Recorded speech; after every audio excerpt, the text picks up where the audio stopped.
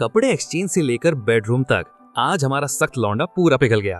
कहानी की शुरुआत होती है और हम देखते हैं कि इचिकावा पूरा फोकस लगा के टीवी देखने की कोशिश कर रहा है क्योंकि आज उसकी क्रश यामाडा टीवी में आने वाली थी। लेकिन किस्मत देखो, जैसे ही वो टीवी ऑन करता है शो खत्म हो जाता है।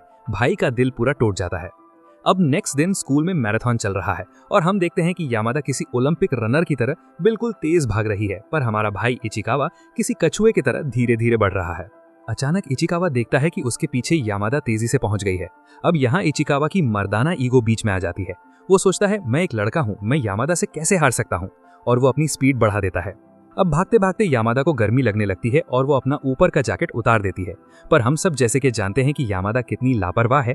उसने अपनी जर्सी उल्टी पहन रखी है। ये देखकर इचिकावा उसे बताता है कि उसकी शर्ट उल्टी है। यामाडा शर्मिंदा होने के बजाय बस 1 सेकंड बोलती है और वहीं भागते हुए शर्ट ठीक करने लगती है।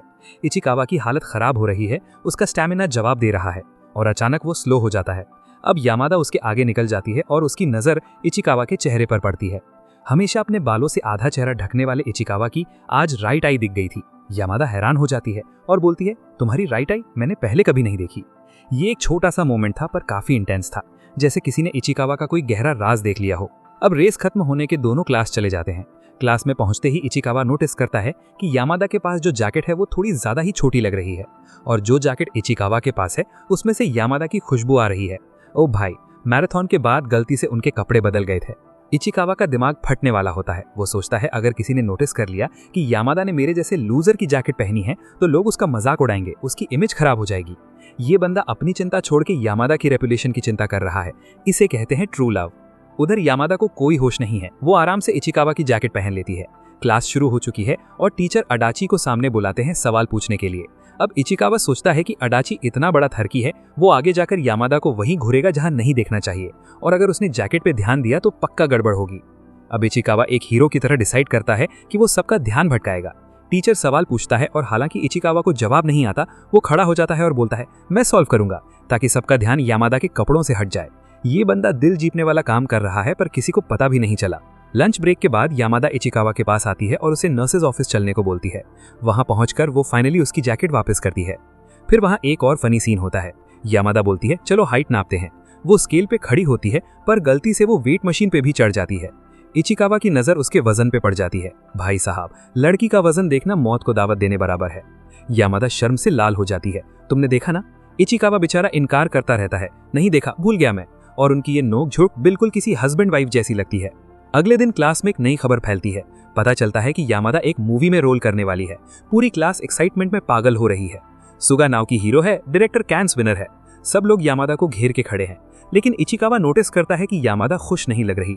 वो थोड़ी सहमी हुई, थोड़ी अकेली लग रही है। इचिकावा सोचता है कि शायद यामाडा को लग रहा है कि वो अब इन सब नॉर्मल स्कूल के बच्चों से दूर होती जा रही है। उसका स्टेटस बढ़ रहा है और ये दूरी उसे उदास कर रही है। तभी टीचर आके अनाउंसमेंट करता है कि आज सीट चेंज होगी। ये वो मोमेंट होता है जब हर स्टूडेंट भगवान से प्रे करता है कि उसे अपने बेस्ट फ्रेंड या क्रश के पास सीट मिले। अब पर्चियां निकली जाती हैं। इचिकावा की किस्मत देखो, वो हरासन के बगल में बैठता है, जो कि अच्छी बात है क्योंकि हरासन नाइस है। लेकिन ट्विस्ट ये है कि यामाडा उसके ठीक आगे बैठी है। पहले तो इचिकावा खुश होता है, लेकिन जल्दी ही उसे रियलाइज होता है कि ये कोई ब्लेसिंग नहीं बल्कि सजा है। यामाडा इतनी लंबी है और उसके बाल इतने घने हैं कि इचिकावा को ब्लैक बोर्ड दिख ही नहीं रहा। क्लास शुरू होती है। इचिकावा इधर उधर गर्दन घुमा के बोर्ड देखने की कोशिश करता है। कभी वो लेफ्ट झुकता है, कभी राइट। यामाडा को लगता है कि इचिकावा उसे देखने की कोशिश कर रहा है। वो थोड़ा शर्मा भी रही है और थोड़ा ऑकवर्ड भी फील कर रही है। इचिकावा परेशान होकर हरासन से हेल्प मांगता है। हरासन, जो कि एक एंजल है, अपनी किताब इचिकावा के साथ शेयर करने लगती है और उसके करीब आ जाती है। फिर जब यामाडा पीछे मुड़ के ये देखती है तो भाई उसकी आंखों में जलन साफ दिख रही है। वो सोच रही है ये हरा के साथ इतना चिपक क्यों रहा है। अब क्लास खत्म होने के बाद यामाडा इचिकावा के पास आती है और ताना मारती है, बड़ा मजा आ रहा था ना हरासन के साथ, वो तो क्यूट भी है। Jealousy level 100। इचिकावा समझ जाता है कि गलतफहमी हो गई है। वो यामाडा की आंखों में देखता है और बिना सोचे बोल देता है, क्लास के टाइम मुझे तुम्हारे सिवा कुछ दिखता ही नहीं। उफ, क्या लाइन मारी है लड़के ने। यामाडा का चेहरा टमाटर जैसा लाल हो जाता है। वो इस लाइन को रोमांटिक कन्फेशन समझ लेती है, लेकिन असलियत ये थी कि इचिकावा का बोलने का मतलब ये है कि तू इतनी लंबी है कि तेरे अलावा बोर्ड दिखता ही नहीं है।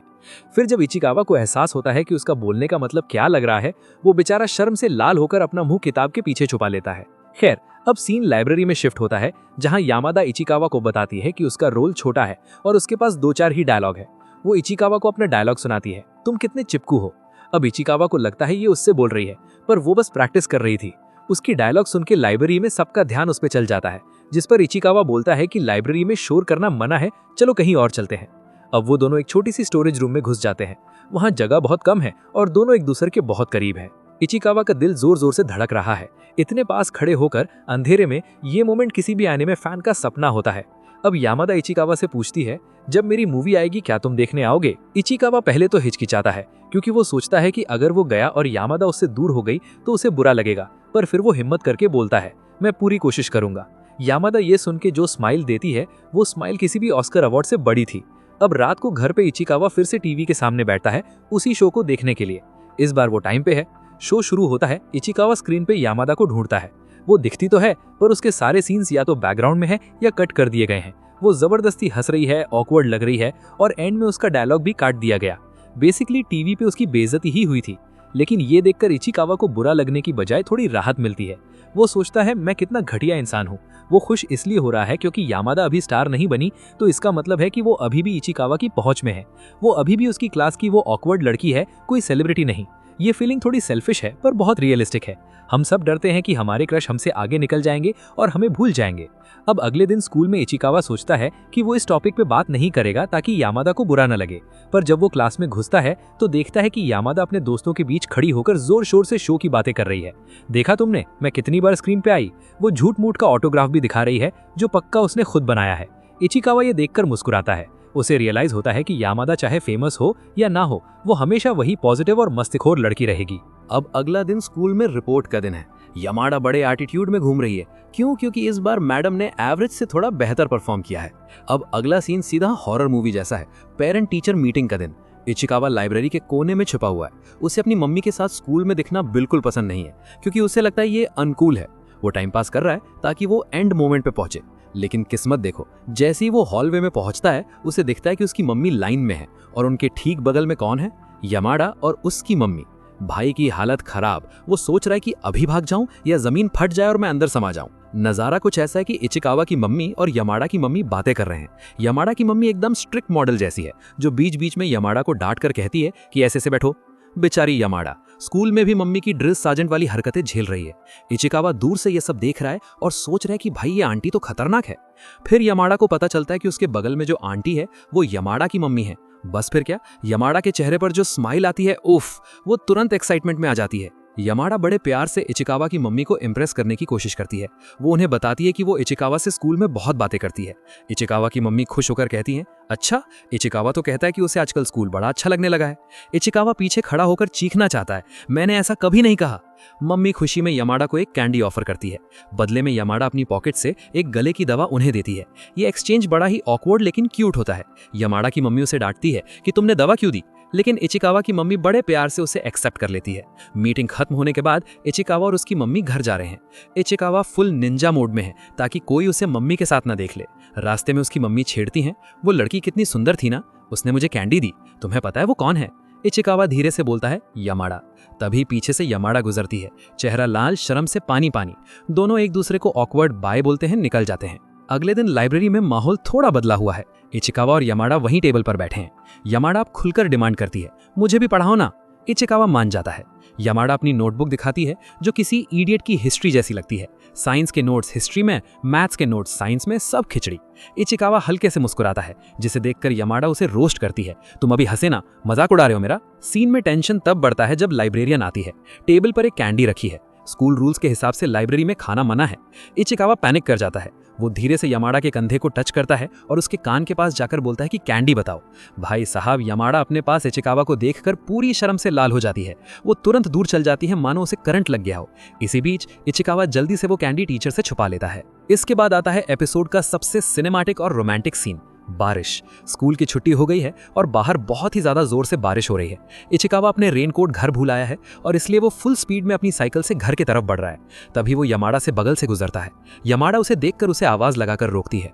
फिर इचिकावा बताता है कि वो आज रेनकोट लाना भूल गया है और अपना चेहरा छुपाने लग जाता है क्योंकि वो भीगा हुआ है। पर यामाडा बड़े ही प्यार से अपनी हाथ उसके गाल में रखकर इचिकावा का चेहरा अपने तरफ करती है। भाई, ये कितना क्यूट मोमेंट था। अब यमाडा देखती है कि वो बहुत भीग रहा है तो वो एक प्लास्टिक बैग निकालकर इचिकावा के सिर पर पहनाने की कोशिश करती है। इचिकावा मना कर देता है, भाई ये क्या कर रही हो, मैं चोर लगूंगा। फिर यमाडा कहती है कि मैं तुम्हारी साइकिल के पीछे बैठती हूँ और हम अम्ब्रेला पकड़ लेंगे।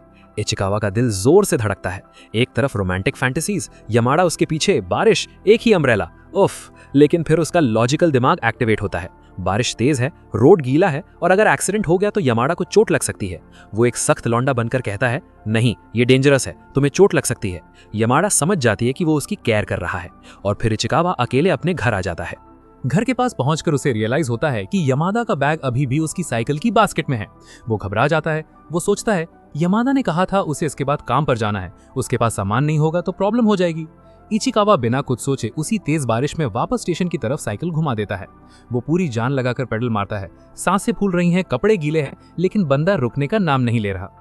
स्टेशन के पास पहुंचकर वो देखता है कि यमादा अभी वहां नहीं है, शायद वो निकल गई। लेकिन तभी उसे यमादा दिखाई देती है। वो जोर से आवाज लगाता है, यमादा। यमादा हैरान रह जाती है कि ये लड़का वापस क्यों आया। इचिकावा हाफते हुए उसे उसका बैग वापस करता है। यमादा इमोशनल हो जाती है। वो पूछती है, तुम ठीक तो हो? इतनी बारिश में वापस आने की क्या जरूरत थी? इचिकावा बस इतना कहता है, तुम्हें काम पर जाना था ना। यमादा उसे बताती है कि वो बैग में कुछ खास नहीं, बस मम्मी के लिए कुछ सप्लाईज और स्नैक्स थे। इचिकावा रिलीफ फील करता है, लेकिन वो पूरी तरह भीग चुका है। घर वापस आकर इचिकावा की तबीयत बिगड़नी शुरू हो जाती है। भीगने का असर दिख रहा है, वो ठंड से कांप रहा है, लेकिन दिमाग में अभी भी वही सीन चल रहा है। वो यमादा के इंस्टाग्राम को स्टॉक करता है और देखता है कि उसने एक फोटो डाली है जिसमें 2 स्नैक्स हैं। इचिकावा ओवरथिंक करने लगता है, ये 2 क्यों हैं? क्या वो किसी और के साथ है? बेचारा जेलस और बीमार दोनों एक साथ हो रहा है। रात होती है और इचिकावा को तेज बुखार चढ़ जाता है। वो बिस्तर पर पड़ा है, दुनिया घूम रही है। अचानक डोरबेल बजती है और सामने कौन है? यमादा। पहले तो उसे लगता है कि ये सपना है। यमादा स्कूल यूनिफॉर्म में है, थोड़ी गीली, और हाथ में एक प्लास्टिक बैग है। वो कहती है, सॉरी, मेरी वजह से तुम बीमार पड़ गए। मैं तुम्हारे लिए स्कूल लंच से बचा हुआ स्ट्रॉबेरी क्रीम लाई हूँ। भाई लड़की पुडिंग लेकर आई है, इससे ज्यादा प्यार और क्या होगा? फिर वो क्रीम देकर जाने लगती है, पर हमारा भाई इचिकावा तो है पूरा जेंटलमैन। वो बुखार में भी मैनर्स नहीं भूलता। वो यमादा से पूछता है, अंदर आओगी, पानी पियोगी? यमादा हाँ कर देती है और अंदर आ जाती है। जैसे ही वो लिविंग रूम में आती है, इचिकावा को रियलाइज होता है कि वो अपने फटे पुराने घर के कपड़ों में है। उसे शर्म आती है। वो बोलता है, मैं चेंज करके आता हूँ। लेकिन जैसे ही वो अपने कमरे में जाता है, कमजोरी उस पर हावी हो जाती है। आंखों के आगे अंधेरा छा जाता है और धड़ाम, इचिकावा जमीन पर गिर जाता है। अब बहुत देर हो जाती है और जब इचिकावा वापस नीचे नहीं आता तो यमादा उसके रूम में जाती है और उसे दिखता है कि इचिकावा जमीन पर गिरा हुआ है बिना कपड़ों के। वो जल्दी से इचिकावा को उठाकर बेड पर बैठाती है और उसे बिल्कुल आराम से कपड़े पहनाती है। यार ये लड़की कितनी स्वीट है, पर इचिकावा का दिमाग ये प्रोसेस नहीं कर पा रहा कि ये रियलिटी है या कोई फीवर ड्रीम। और वो इतना कमजोर हो गया है बुखार की वजह से कि यमादा के बॉडी के ऊपर गिर जाता है। ये देख कर यमादा तो पहले शर्माती है, पर फिर बड़े प्यार से इचिकावा को हक कर लेती है। भाई कितना प्यारा सीन था ये। अगली सुबह इचिकावा उठता है और खुद को एकदम फ्रेश महसूस करता है। बुखार गायब। उसकी बड़ी बहन उसे बताती है कि कल सच में यमादा आई थी। वो उसे एक नोट दिखाती है जो यमादा ने छोड़ा था। सॉरी, मेरी गलती थी, गेट वेल सून। इचिकावा को यकीन हो जाता है कि वो हसीन पल सपना नहीं, हकीकत था। अब इचिकावा स्कूल जा रहा होता है तो उसे यमादा मिल जाती है। वो उसे गुड मॉर्निंग बोलती है, लेकिन आवाज ऐसी जैसे फटा हुआ स्पीकर हो। ये सुनकर इचिकावा पूछता है, तुम ठीक हो ना? सर्दी लग गई क्या? इस पर यमादा बहाना मारती है कि नहीं नहीं, बस गला थोड़ा सा। इचिकावा उसे बताता है कि उसे कल का कुछ खास याद नहीं है, बस ऐसा लग रहा है जैसे कोई सपना देखा हो। ये सुनकर यमादा उससे पूछती है, कैसा सपना? मुझे बताओ, मैं सपनों का मतलब समझा सकती हूँ। मतलब बंदी फुल ट्राई मार रही है कि किसी तरह रोमांटिक बातें शुरू हो। तभी एंट्री होती है कबाब में हड्डी यानी कोबायाशी की, और फिर इचिकावा वहां से आगे बढ़ जाता है ये सोचते हुए कि भाई यमादा जैसे इडियट को भी सर्दी लग सकती है।